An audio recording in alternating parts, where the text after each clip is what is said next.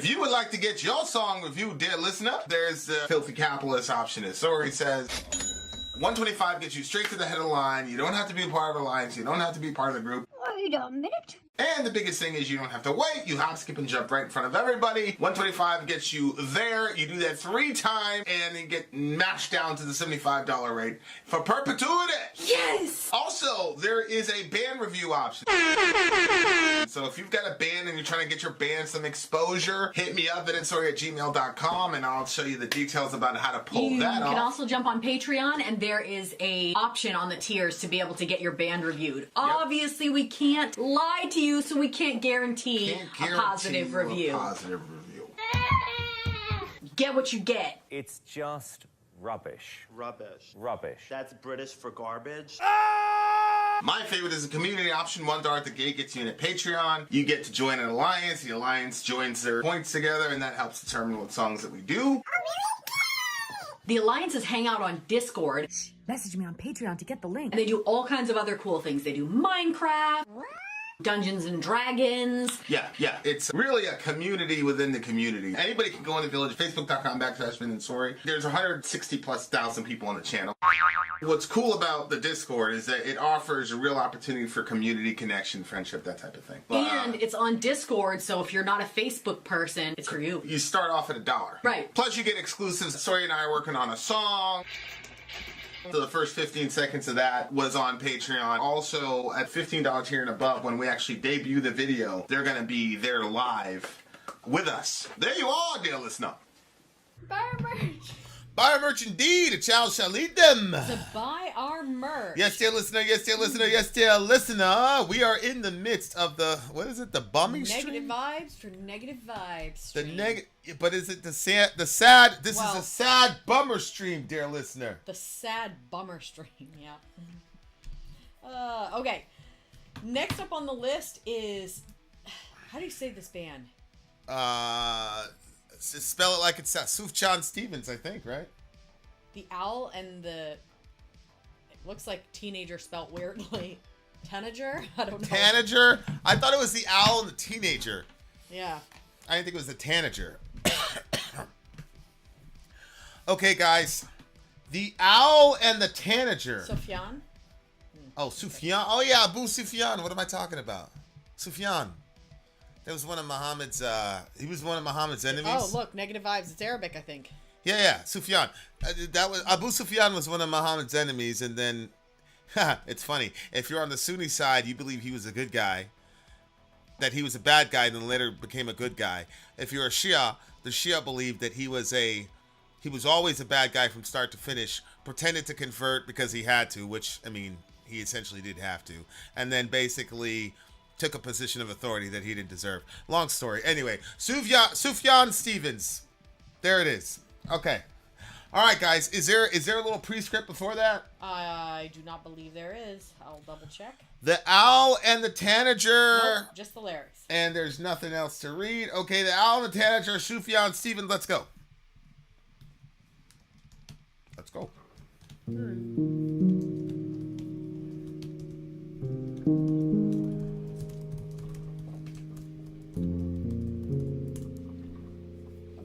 Jeez.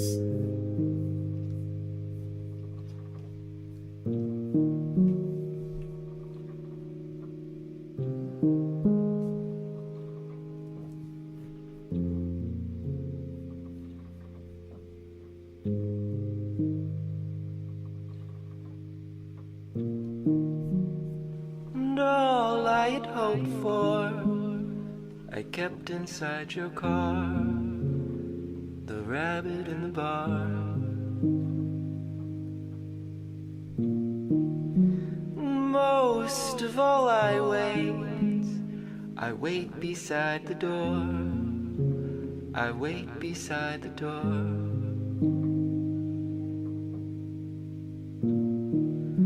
And all I was wrong, trembling in the cage. I was diamonds in the cage. In 7 hours, I consider death, and your father called to yell at me. You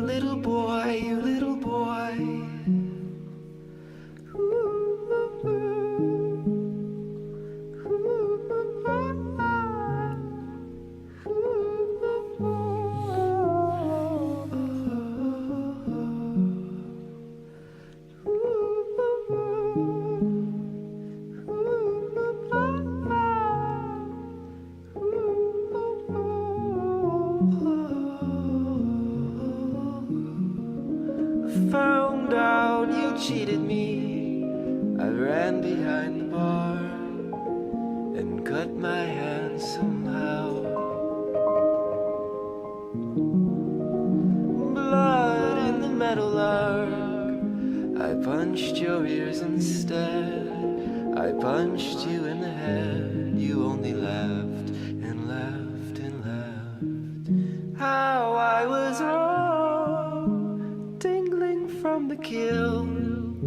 Tickle me until you devil bird, you evil still, slept on my arms, sleeping in the sill. I was sleeping in the room with you, you little boy, you little boy. How could you run from me now? The loneliest chime in the house, the loneliest chime in the house. You let it out, you let it out. Come to me, Calvary, still. I'm weeding and raking until I'm bleeding in spite of my love for you. It bruised and bruised my will. Counting alluvial plains, the breathing inside of the range. You touched me inside of my cage. Beneath my shirt, your hands embraced me. Come to me, feathered and frayed, for I'm the ugliest prey. For I'm the ugliest prey. The reckless, reckless praise.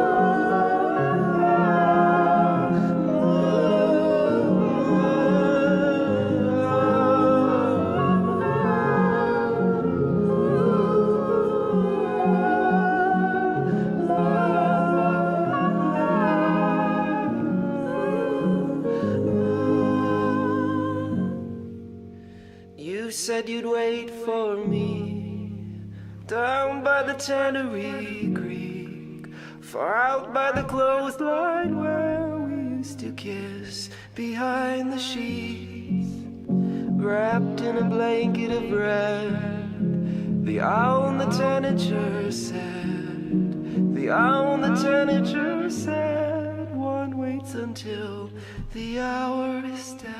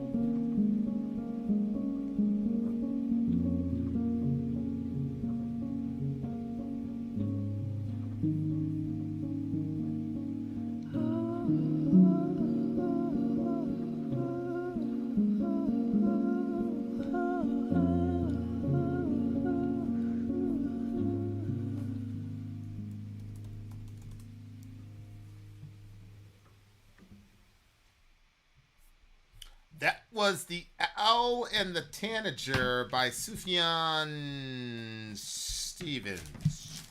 Sadie is a Sufjan Stevens fan, I think, so maybe she can get us some more intel. I have a sneaking suspicion as to what he's talking about, but apparently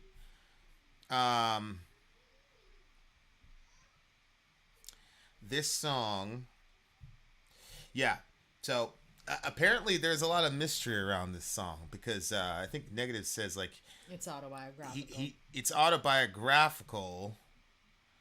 Sufjan never talks about this song or what it really means. Yeah. I mean, I feel like it's kind of obvious in the sense of, he's talking about the experiences that he's had in his life that probably kind of formed him and changed him, and the things that were painful and stuff that you can't talk about. But if you're an artist, you want to create art around it to sort of find that, healing. I was talking to somebody today, and they went through a really, really, really horrible, absolutely horrible event. Multiple events stacked within 3 days, just the worst of the worst. And they're trying to write a book about it because it's been, some time has passed, but they keep finding themselves getting bogged down writing the book because they just feel traumatized, basically. And I told her, I said, it's not the right time to write the book. You'll know when the time is right when writing it feels like healing rather than more trauma. And she was like, oh, that's really good advice. That's true. I'm gonna so I just think that, when he wrote this, he had things that were weighing on him, and not stuff that he was gonna, I think probably stuff that was very personal, because even the stuff that he wrote, you could see how that stuff is very personal. All I was wrong, trembling in the cage. I was diamonds in the cage. In 7 hours I considered death, and your father called to yell at me. You little boy, you little boy. Found out you cheated me. I ran behind the barn and cut my hand somehow. Blood in the meadowlark. I punched your ears instead. I punched you in the head. You only laughed and laughed and laughed. How was I wrong, tingling from the kill? Tickle me until you devil bird, you evil still. Slept on my arm, sleeping in the sill. I was sleeping in the room with you. You little boy, you little boy. So it definitely sounds like these were some really pivotal moments in his life and things that he experienced. And I think sometimes he kind of switches the perspective and talks about it in different ways. But I don't know. I think that it's very like kind of thought provoking, and because he just uses almost random phrases, you can pick up on the little phrases and remember things about your own life or other events that happen and be like, whoa. And I just, the way that his voice carried those notes and the music behind it, I would love to hear more of their art. I mean, I just thought that it was unbelievable. Definitely right up my alley for sure. When we first were looking at the song, we were like, did we misspell teenagers here? What's happening? And so I had hit the YouTube link to see if perhaps it was spelt wrong. But when I opened up the YouTube link, it was not spelt wrong. And I was like, okay. And I just happened to see one of the comments. They were saying basically like, this is one of the greatest pieces of all time and very people know it. This is sad, but because it's maybe the greatest work of art, I don't know any other song with such beautiful lyrics, outstanding beauty. It's interesting to read that I'm not the only one that thinks that there are so basically a lot of people think that this is one of their greatest songs from the comment section just on their own site. Wow, I could listen to this over and over and over. A tanager is a bird. Oh. And they're eaten by various birds of prey, including owls. Okay. The owl. So a tanager is a kind of a pretty bird, That's beautiful sad. bird that gets, doesn't stand a chance against an owl. It looks to me, I was reading a manifesto yesterday of one of these crazy people, and I got to figure out a different adjective to attach to these mass shooters, because I think our cultural instinct, which is to just dehumanize them and say they're crazy and horrible, terrible people. I think we make a mistake when we do that. I'm sure it feels good to say that about people who've done such horrific crimes, but it doesn't get us to the root cause issue of why people do what they do and how they got there. But anyway, one of these mass shooters, he had a top 10 list of one of his favorite movies of all time, and number 1 was Cloud Atlas. Cloud Atlas is also one of my favorite movies of all time. It's a 3-hour epic, and you guys should watch it. It's an unbelievable movie. Philosophically, it's crazy. But anyway, one of the characters, it goes through all these different time periods or whatever, but one of the characters was gay. Well, a couple of characters were gay, but one of the main period pieces that they focused on, the character was gay, and you know, just the what it was interesting because one of the guys was younger, and then he was like an apprentice for this older guy, and the older guy was kind of taking advantage of him. It was kind of that predatory dynamic, and in the end, people end up dying or whatever. Yeah. Holy shit, Sadie's grandmother's dying. I saw that. Sorry, hon. I know how that is. That's too bad. Yeah. I hope this stream isn't too heavy. We'll, okay. But my point is, I feel like this is probably a gay relationship, and obviously because his name is Sufjan, I'm assuming that he's got if not Arabic, he's got some Islam in his family probably. And obviously in Islam, shout out to Muhammad, I love the homie, but his prescription for dealing with homosexuals was to throw them off of a high mountain. The big homie Ali, they were about to set one of these guys on fire, and Ali said no, because I heard the messenger of Allah say, don't punish anyone with Allah's punishment. And so the gay dude's like, yes. And then Ali says, but I did hear the messenger of Allah says to throw them from a high place. So you saw this with ISIS, where ISIS would do these sting operations in Syria and Iraq and pretend that they were gay. And then they would meet up with these guys, and then they would arrest them, and then they would take up on top of a building and chuck them to the bottom of the ground. Oh my god. Oh my god. Ever since we saw that movie. Yeah. Midsummer's Eve. Yeah. And Holy people were obviously horrified because, ISIS video chronicled everything they did. The point is, oh my god, I'm not here to diss on Islam because obviously in the Old Testament you have the death penalty for homosexuality as well, right? The problem that you run into in Islam is that when you have Jesus showing up, you have a very strong case that Christians shouldn't be supporting capital punishment. Yeah. Obviously, Romans 14 makes a clear distinction between separation of church and state, et cetera, et cetera. And so you as a Christian, you kind of have the convenience of being able to say, hey, man, that was the Old Testament. In the New Testament now, God is operating in a much more gracious fashion, et cetera, et cetera. The problem with Islam is that Islam comes after Christianity about 500 to 600 years, and they're reverting back to the regressing. It's almost like the New Testament didn't even happen.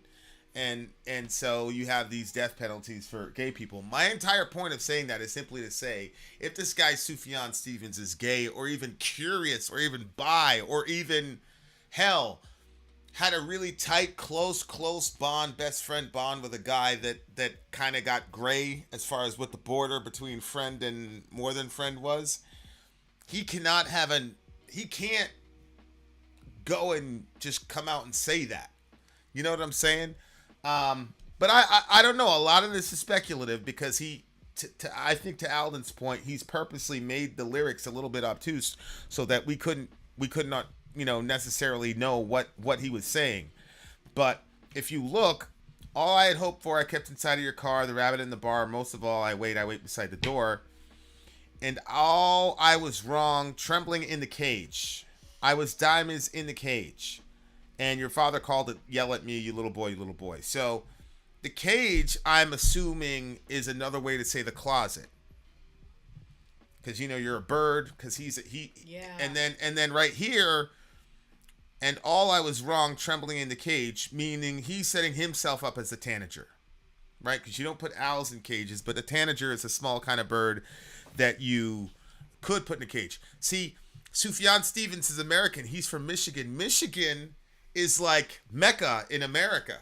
Like Michigan, especially Dearborn, Michigan.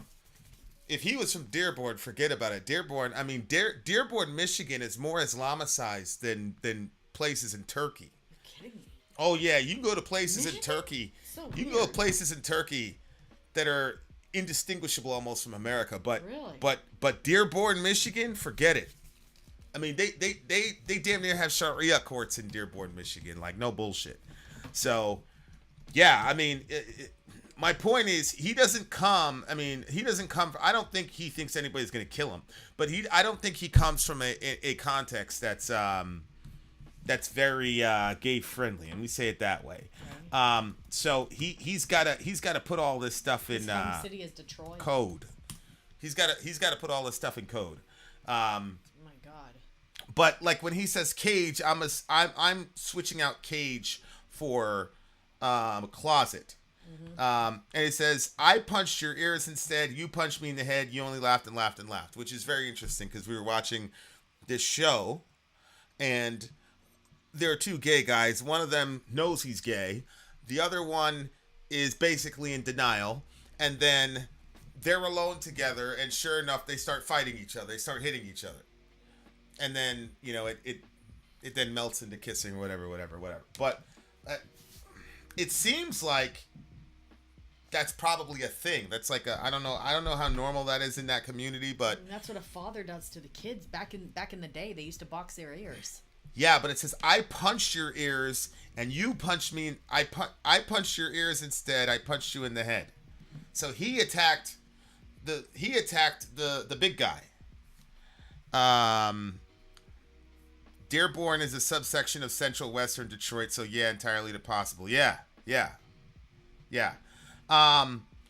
So right there, he punched him in the head. You know, they do these like violent things. They attack each other, which again, I don't know why, but this is like the third time I've seen like two gay dudes in the movie. And again, this could just be the movies. Maybe it's not like that, but you got one guy that knows he's gay, and then you got another guy that's like fighting against it. So he wants to overcompensate, you know, for his masculinity or whatever by doing some violent thing.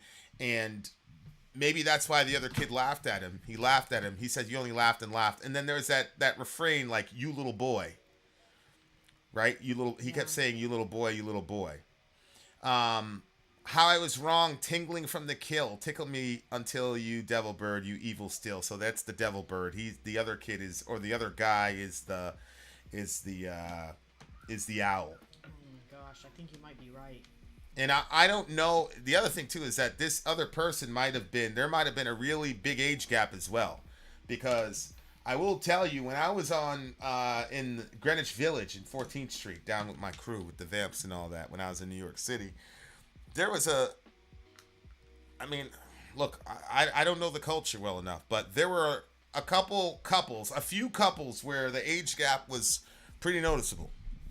Like, there was an older kind of gay dude, like in his 40s, and then we were, 16, 17, 18 type shit. But I don't know how to explain this without it sounding like... It was like the gay dude was showing the young ones, like, the ropes on how to, like, move and function and be gay in New York City or whatever. But there was also, like, holy shit, dude, you're 40 years old. This dude is, like, 16, 17 years old. What the fuck? So I don't know if that kind of dynamic was happening as well. I don't know. You know what I'm saying? Like, it's so crazy. How could you run from me now? The loneliest chime in the house. And then it says, you let it out, you let it out. Come to me, Calvary, still. Okay, so Calvary is a lot of times it's a military term. It's like, oh, here comes the cavalry coming to save me, right? Yeah. It says, you let it out. You let it out. So, again, I think that's the whole, hey, you outed me. You let it out. There's something that he communicated that he didn't want him to communicate or let him know that was supposed to be kept secret. And it says, you let it out. You let it out. Come to me, Calvary, still. Meaning, I still want I want us to have this relationship, and I still want you to save me. Like, be the Calvary, right? I'm weeding and raking until I'm bleeding in spite of my love for you. It bruised and bruised my will. So there was one last thing where I was like, this is definitely... You touched me inside of my cage. Beneath my shirt, you embraced me. Yeah, and then he talks about the sheets. Yeah, right there. He says, down by the Tannery Creek, far up by the clothesline where we used to kiss behind the sheets. Over here, too. Come to me, feathered and frayed, for I'm the ugliest prey, the owl, the reckless praise. So, like, if the predator, like the other guy that was the owl, was giving him praise even though he felt like he was ugly. Mm-hmm. For I am the ugliest prey, the owl gives praise. Yeah, no, I agree. Yeah, people aren't throwing people. Hopefully, nobody thought that. People aren't throwing people from buildings in Dearborn, Michigan. People aren't throwing people from buildings. I mean, Sri Lanka. Negative vibes. That's what I was wondering. I was in Sri Lanka for a while. They were doing that in Sri Lanka. They'll throw you off. They'll throw you off. I can't. I mean, yeah, that wasn't fun being there. But so yeah, clearly, yeah, that's not happening in Dearborn, Michigan, and that's not happening in the vast majority. You were around when something like that happened? Is that what you just said? Yeah. Well, I mean, if I had to see any you're beginning, middle, or after of any of that, there's very bad people on the planet, man. Oh wow, there's a lot of bad people in the world. So did you think?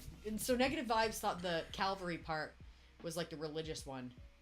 Come to me, Calvary. Still, well, like crucifixion, maybe, or like the. I think. Sacrifice. Well, remember, Calvary is Christianese for the hill where Jesus was crucified, and so I think etymologically speaking, that the military term, like "here comes the Calvary," like people, the reinforcements that come to save you, yeah, probably has its roots with the Christian version of Calvary, which is a person who comes to save you. It's the same kind of concept.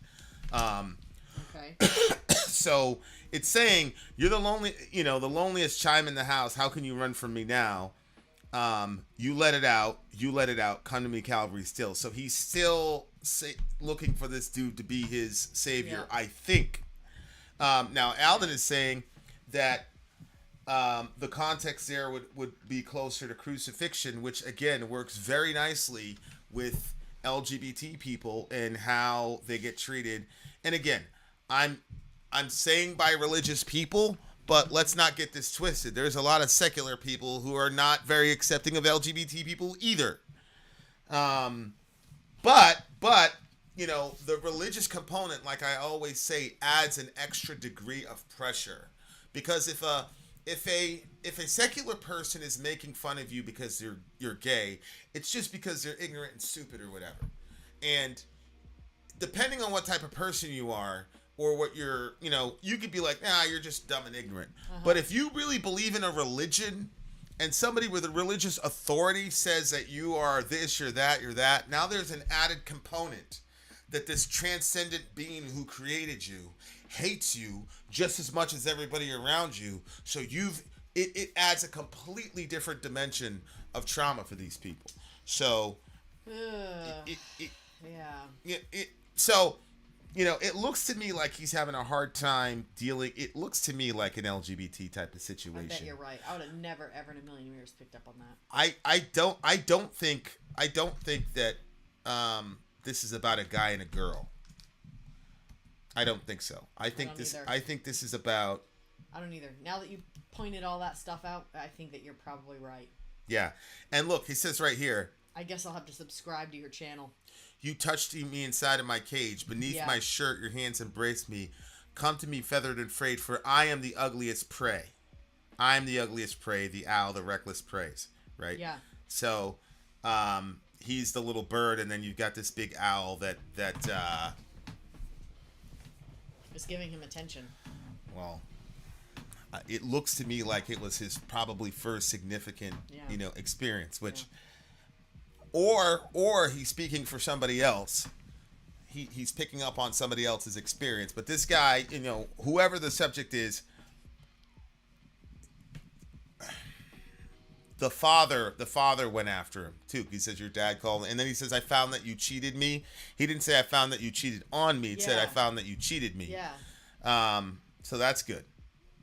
So yeah, we're still on the owl and the tanager. So yeah, I just that's what it looks like to me. Brutal song. But the way that he did it was so sweet. Every second of it. It was so sweet the way he said it. The way he did it. Yeah, it was so beautiful. It was literally so beautiful. It was this is the stuff I like to listen to. And I don't know if more of their stuff sounds like this, but you know, this is one of the things that because we do the channel, like when I hear a band that I'm like, oh, I was looking at the comments under Florence and the Machine King, and like somebody was suggesting like a couple of more songs, and I was like, I can't listen to them in case somebody requests it. But boy, was I very tempted to go listen. This is another song where I'm like, I would like to just put in the album and just listen to the album. So yeah, this one is this one's a 10.5 for me. I have a really enjoyed it. I just got back from the park with my with the kids. I cannot imagine one of the kids calling a family meeting saying, "Hey, I'm gay," and saying, "Get out of my house. I never want to see you again." I can't believe people do that shit to their kids. Understand. You know, when we first started the channel and people found out that we were Christians, that was the number one question people used to ask. Yeah, that's right. Yeah, that's right. And I remember being so angry at people. What the fuck you mean? What would I do with my kid? But then I'm like, no, like, God was like, are you kidding me? You see how these people are with their gay kids? What are you talking about? They don't know who you are. But I remember being so offended. And then after that, I got so sad. I'm like, no, they have a right to ask that question, knowing that we're Christians because that take our faith seriously, because we've been horrible to gay people. It's just man. Yeah, it's hard to think about, man, because I know how sensitive the boys are. They're softer to me than the girls are, in my opinion. Which is, and I love them for it. Yeah. I think that's great. Yeah, they are. I'll tell you what. I think that, like, okay, so I'm in a lot of different types of groups, and whenever a parent comes into one of the groups and says, I'm not sure what to do, I just found out that my kid is gay, and it's a religious group, and you can tell that they are not sure what to say to their kid because they have to, it looks to me like they're very worried about what people are going to think and say about them. Yeah. And I was talking to my mother the other day, and she said that one of the things that like freaked her out one time was, so we were going to this private school, and she said that one of the adults that had their kids in the school or something had come up to her and said, your kids are so well behaved, that tells us that you guys are good people. And she thought, well, that's weird. So if my kids did something that the church didn't approve of, they would assume that we were bad people because of that. Yes. And yes. So I think that a lot of times people are more worried about what other people are going to say. I told my mother, I said, you know what? That's one of the biggest pitfalls that people can get themselves into, is caring way too much about what other people think. And it's very weird because there was this quote that said something like, you care... Basically, I can't remember how, it was actually a pretty interesting quote, but basically you care about the opinions of people you don't even like. You don't even like those people, but you care about them. Why does this happen? It's Gary V. Yeah. What did he say? Well, no, he basically said, like, you know, he was looking at it more materialism, but it's like that times 50, because you still have materialism in the church. Yeah. But there's also the entire subculture of the gossip mill and all that, and you know, this is why, like, even with the whole abortion thing, like, you don't think there's been many a pastor that has shuffled in their daughter in the back door of some clinic because if she shows up pregnant in church, that's gonna look bad on him. So he's gonna put his girl through all that bullshit. And it's the same thing with the LGBT kids, man. The kid, you find some shit on the kid's phone or whatever, off to some fucking weird ass camp. They made those camps illegal in California. Good. And I remember like people, oh, we should be able to send our kids there, blah, blah, blah. It's like there's almost complete scientific consensus that those camps do not work and that they're destructive. It's like almost like 100% consensus on it. Whether or not, doesn't matter what team you're on. It's not like a bunch of gay doctors said that. It's horrible because you're saying like, yo, there's something particularly wrong with you, bro. Like, wow. Yep. So yep. Yeah, no, like religious context, man. You got it. Yeah. All right. What do you got? I already gave it a 10.5. What do you give it?